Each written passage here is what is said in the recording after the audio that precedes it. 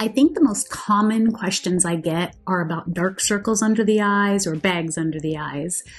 Losing your hair. A lot of you really attribute it to hormones, and I am not a doctor, so that's definitely something you want to check with your doctor about. But I have a little recipe that I have been investigating for a bit. And also, a lot of you are having irritation with your mascara. You ask how I keep my eyebrows so nice, so I'm going to give you my trick with that as well. If you are new to my channel, if you are here and existing, it costs nothing. Please like and subscribe and help me to get my message out. I have done absolutely nothing to my face. I wear no foundation or concealer, and I do not filter these videos in any way. What you see is a woman aging. And what's so wonderful is that all of you here, and you all know who you are if you're my peaches, which are the men and women around the world who use my products. I've helped, gosh, in my 40 plus years, hundreds of thousands of clients to have beautiful, healthy skin without needles, procedures, or pills. You keep me accountable. And I feel like for 60, I feel great. I feel happy and I'm excited. So let's talk dark circles. Dark circles are a lot of times things that you're just not aware of. So you'll always hear me say decades of cumulative damage, and that is a real thing. You know, as a teenager, or let's go all the way back to a toddler, your mom didn't put a wide-brimmed hat on you, or your dad. Maybe they put chemical sunscreen on you or bad sunscreen. They never really taught you how to take care of your skin. I don't really know a lot of people who say, oh, Lisa, you know, when I was 4, my mom took me into the bathroom, my dad, and they taught me how to take care of my skin. The story is just not there. So by the time you mature, you get into your teenage years, everyone wants you to think it's hormones, where hormones really just heat you up and make you retain water, so you filter and clean during your cycle, or if you're in menopause, the same thing happens. You start covering your face up with layers of foundation and concealer, and you're always doing it under your eyes. You're young and you think that's what you're supposed to do because you're watching all of these people on social media, and it's not reality. And those chemicals in the foundation and concealer are also making your eyes dry or discolored because they're chemicals. So it can be poor sleep. It can be being tired. Your body's tired from inside. It's almost as if it's trying to tell you, I'm exhausted. I need a spa day. I need a break. This is a real thing. Screen time. There's a lot of evidence that screen time is affecting our eyes, and we're getting very dehydrated. You wake up dehydrated in the morning. And also lack of iron. As a woman, this is something you may want to check with your physician about. I know that I take 1 to 2 every day, and I definitely feel it. And it's also about gut health that I talk about a lot. And gut health, when your gut health is great, your skin is better, your mind is clearer. It does affect your under eyes. It does affect those different systems of the bodies. So how can you help that? You need to be getting proper sleep. You need to stop so much screen time. And I am probably the worst because I'm answering all of you on YouTube and Instagram and Facebook. I'm answering my emails. I know what that's like. When you wake up in the morning, your body has been healing itself all night and you are very dehydrated. Your cells, think of them as sponges that are just absolutely dry. You need to hydrate. So one of the first things I do in the morning, if you're a peach, I use Restore Cleanser, antifungal, antibacterial, get sort of all the junk from the night cleaning out. And for goodness sake, wash your face in the morning. Whoever tells you not to, that is the most foolish information I've heard in the past. I think I've been hearing it for 5 years now. Do you know the junk on your face? From your hair, from your pillowcase. Oh my goodness. Clean your pillowcase. I change mine every day. It's just been something I've done for years. I'm not expecting that from you, but do that.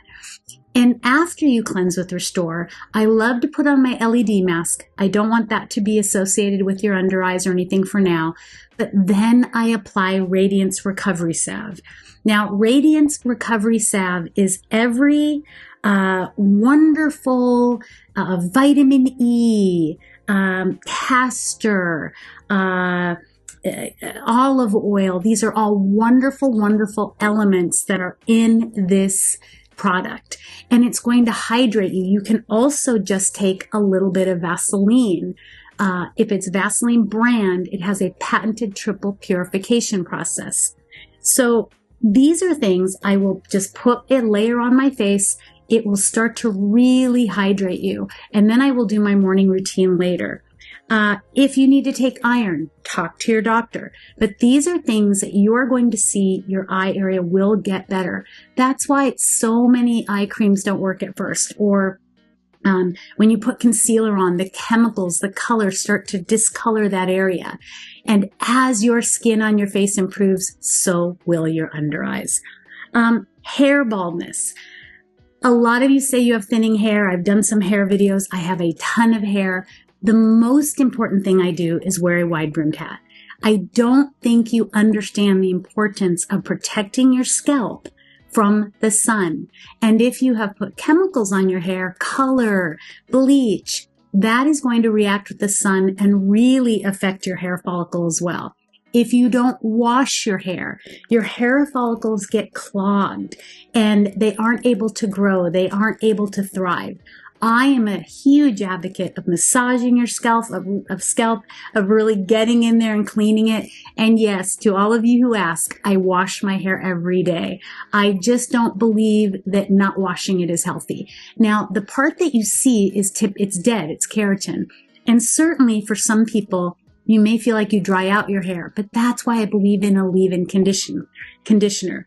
And here I didn't want to mess it up, so I really wanted to tell you about this really cool little, I guess I wouldn't call it an ointment, but almost your own little recipe that you're going to make at home. You're going to start with an onion, believe it or not. Now, an onion has quercetin in it, and I'm probably not saying that well to anyone who is checking on me. It extends the life of the hair strand, and that's in the onion. It also has sulfur, which makes the keratin in your hair, or helps with the keratin in your hair. And it also has vitamin C, which reduces breakage. So they did a study, and in the study, 87% of the people in the study stimulated their hair growth by, research showed hair growth was stimulated by 87% of the participants. Forgive me, got a little mumbled there. I do these live. So you blend an onion thoroughly in a blender. So you just take a white onion, blend it in a blender. You then take and you strain to get all of the juices from the onion. So you want to strain it. Okay, so you're taking the onion, you're putting it into a blender or food processor, then you're straining it with a strainer. I have a mini strainer in the kitchen, hopefully you do. And then you're going to put it into a bottle with 2 rosemary sprigs. Rosemary really helps the scalp. It is a healer. It helps the hair thrive. It helps your hair follicle and the bulb that's deep inside stay clean and really thrive. And then you're also going to add 5 cloves. Now, cloves are those things that maybe grandma put in the ham. I don't eat meat, but they're those little things that she poked into the ham, or your mom did, or your dad did when they made Easter dinner or Thanksgiving dinner. Those are cloves. You take 5 cloves and you stir it really, really well, and you're going to put this concoction on your scalp. Now, what they said is that it happened within 6 weeks with 87% of the participants.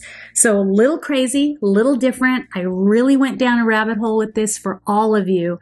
I still believe in castor oil, but I've also heard people mention rosemary. I have heard clove in Ayurvedic different practices. The onion is the first time I've heard that, but it made so much sense to me. So lastly, the other thing that a lot of you are talking to me about are your eyebrows, about your eyelashes. You can't wear mascara. It's very irritating. Did you know that you could take a little bit of Vaseline, and I actually do this every day. I have a little spoolie, and I take a little Vaseline, and I just brush my eyebrows up. I have done this on my eyelashes. I brush them with with Vaseline, and you don't ever have to wear mascara again. And it really feeds your eyelashes. It keeps them very healthy and luscious. And it's a really great tip for your eyes, especially for the thousands of you who can't even wear eyeliner. It really irritates your eyes. It's very hard for you to wear. I hope that this encourages you. So these are just a few things that you will see results with. I hope that I've encouraged you. Ask anything with love and kindness below. And I hope that I have helped you once again to uncover your true confidence.